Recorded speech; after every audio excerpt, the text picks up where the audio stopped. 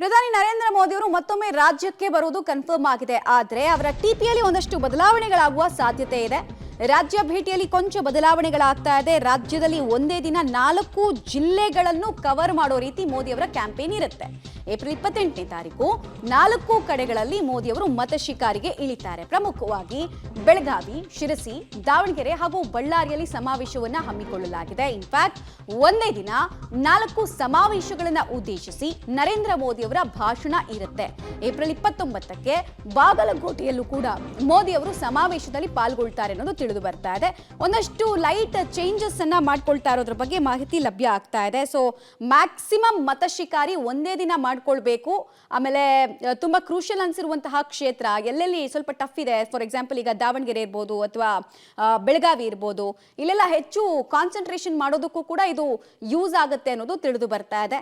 ಮೋದಿ ಈ ಮೂಲಕ 4 ಜಿಲ್ಲೆಗಳಲ್ಲೂ ತಮ್ಮ ಅಲೆಯನ್ನ ಇನ್ನಷ್ಟು ಆ ವೇವ್ ಅನ್ನ ಇನ್ನಷ್ಟು ಸ್ಟ್ರೆಂಥನ್ ಮಾಡೋದಕ್ಕೆ ಅಂತ ಕೂಡ ಈ ರೀತಿಯಾಗಿ ಚೇಂಜಸ್ ಅನ್ನ ಮಾಡ್ಕೊಂಡಿರಬಹುದು ಅನ್ನೋ ಮಾತು ಸದ್ಯಕ್ಕೆ ಬಿಜೆಪಿ ಪಾಳ್ಯದಲ್ಲಿ ಕೇಳಿ ಬರ್ತಾ ಇದೆ. ಉತ್ತರ ಕರ್ನಾಟಕದ ಬಹುತೇಕ ಕಡೆ, ಜೊತೆಗೆ ಉತ್ತರ ಕನ್ನಡವನ್ನ ಕೂಡ ಈ ಸಲ ಕಾನ್ಸಂಟ್ರೇಟ್ ಮಾಡ್ತಾ ಈ ಸಮಾವೇಶವನ್ನು ಹಮ್ಮಿಕೊಳ್ಳಲಾಗಿದೆ. ಡೀಟೇಲ್ಸ್ ಕೊಡ್ತಾರೆ, ನೇರ ಸಂಪರ್ಕದಲ್ಲಿ ಜಾಯ್ನ್ ಆಗ್ತಾ ಇದ್ದಾರೆ ಮಸೂದ್. ಕೊಂಚ ಬದಲಾವಣೆ ಲಾಸ್ಟ್ ಮೂಮೆಂಟ್ ಅಲ್ಲಿ ಯಾಕೆ ಆಗ್ತಾ ಇದೆ ಮತ್ತು ಸಮಾವೇಶ ಜೊತೆಗೆ ಕಾರ್ಯಕ್ರಮಗಳ ರೂಪುರೇಷೆ ಹೇಗಿರುತ್ತೆ ಹಾಗಾದ್ರೆ? ಮಮತಾ, ರಾಜ್ಯದಲ್ಲಿ 2ನೇ ಹಂತದ ಲೋಕಸಭಾ ಕ್ಷೇತ್ರಗಳಲ್ಲಿ ಮತ ಪ್ರಚಾರವನ್ನು ನರೇಂದ್ರ ಮೋದಿ ಅವರು ಮಾಡ್ತಾ ಇದ್ದಾರೆ. 28 ಮತ್ತು ಏಪ್ರಿಲ್ 29ನೇ ತಾರೀಕು 2 ದಿನವೂ ಕೂಡ ಅಬ್ಬರದ ಪ್ರಚಾರವನ್ನು ಮಾಡ್ತಾರೆ.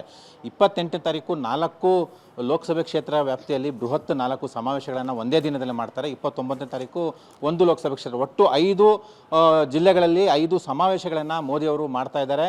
ಮುಖ್ಯವಾಗಿ 28ನೇ ತಾರೀಕು ಬೆಳಗಾವಿಯಲ್ಲೇ ಸ್ಟೇ ಆಗ್ತಾರೆ. ಅದು ಕೂಡ ಒಂದು ವಿಶೇಷವಾಗಿರುವಂಥದ್ದು. ಅವತ್ತು ಆ ಭಾಗದ ನಾಯಕರ ಸಭೆಯನ್ನು ಕೂಡ ಮಾಡ್ತಾರೆ ಅಂತ ಕೂಡ ಹೇಳಲಾಗ್ತಿದೆ. 28ನೇ ತಾರೀಕು ಬೆಳಗ್ಗೆ ಬೆಳಗಾವಿಯಲ್ಲಿ ಬೃಹತ್ ಸಮಾವೇಶ, ಉತ್ತರ ಕನ್ನಡ ಭಾಗದ ಶಿರಸಿಯಲ್ಲಿ ಬೃಹತ್ ಸಮಾವೇಶ 12 ಗಂಟೆಗೆ, ನಂತರ 2 ಗಂಟೆಗೆ ದಾವಣಗೆರೆಯಲ್ಲಿ, ನಂತರ ಸಂಜೆ 4ರಿಂದ 5 ಗಂಟೆಗೆ ಬಳ್ಳಾರಿಯ ವಿಜಯನಗರದಲ್ಲಿ ಸಮಾವೇಶ ಮಾಡ್ತಾರೆ. ಬದಲಾವಣೆ ಏನಾಗಿದೆ ಅಂದರೆ, ಕೊನೆಯಲ್ಲಿ ಏನು ಬಳ್ಳಾರಿ ಸಮಾವೇಶ ಇದೆ ಅದು 29ನೇ ತಾರೀಕಿತ್ತು. ಆ ಬಳ್ಳಾರಿ ಜಾಗದಲ್ಲಿ ಬಾಗಲಕೋಟೆ ಇತ್ತು. ಈಗ 2 ಜಿಲ್ಲೆಗಳು ಕೂಡ ಅದಲು ಬದಲಾಗಿರುವಂಥದ್ದು. 28ನೇ ತಾರೀಕು ಕೊನೆಯ ಸಮಾವೇಶ ಬಳ್ಳಾರಿಯಲ್ಲಿ ಮಾಡ್ತಾರೆ. ಅನಂತರ ಮತ್ತೆ ಅಲ್ಲೇ ಅವತ್ತು ಬೆಳಗಾವಿಯಲ್ಲಿ ಸ್ಟೇ ಆಗ್ತಾರೆ. ನಂತರ 29ನೇ ತಾರೀಕು ಬಾಗಲಕೋಟೆಯಲ್ಲಿ ಬೃಹತ್ ಸಮಾವೇಶ ಮಾಡ್ತಾರೆ. ಒಟ್ಟು 5 ಲೋಕಸಭೆ ಕ್ಷೇತ್ರಗಳನ್ನು ಸಮಾವೇಶ ಮಾಡ್ತಾರೆ. ಆ ಮೂಲಕ 11ಕ್ಕೂ ಹೆಚ್ಚು ಲೋಕಸಭೆ ಕ್ಷೇತ್ರಗಳನ್ನೇ ಟಾರ್ಗೆಟ್ ಇಟ್ಕೊಂಡು ಬೃಹತ್ ಸಮಾವೇಶ ಮಾಡ್ತಾರೆ. ಆ ಭಾಗದ ಸ್ಥಳೀಯ ಇಶ್ಯೂಗಳನ್ನು ಕೂಡ ಹೇಳ್ತಾರೆ.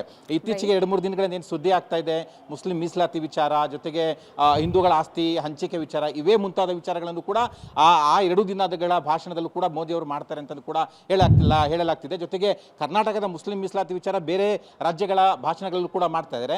ಇನ್ನು 28, 29ಕ್ಕೆ ಕರ್ನಾಟಕಕ್ಕೆ ಬರ್ತಾ ಇರೋ ಹಿನ್ನೆಲೆಯಲ್ಲಿ ಕರ್ನಾಟಕದಲ್ಲೇ ಆ ಭಾಷಣ ಮಾಡುವ ಮೂಲಕ ಇಲ್ಲಿ ಕಾಂಗ್ರೆಸ್ಗೆ ಕೌಂಟರ್ ಕೊಡುವ ಪ್ಲಾನ್ ಅನ್ನು ಕೂಡ ಮೋದಿ ಅವರು ಹಾಕೊಳ್ತಾ ಇದ್ದಾರೆ. ಒಟ್ಟಾರೆಯಾಗಿ 2 ದಿನಗಳ ಕಾಲವೂ ಕೂಡ ಅಬ್ಬರದ ಪ್ರಚಾರ ಇರುತ್ತೆ.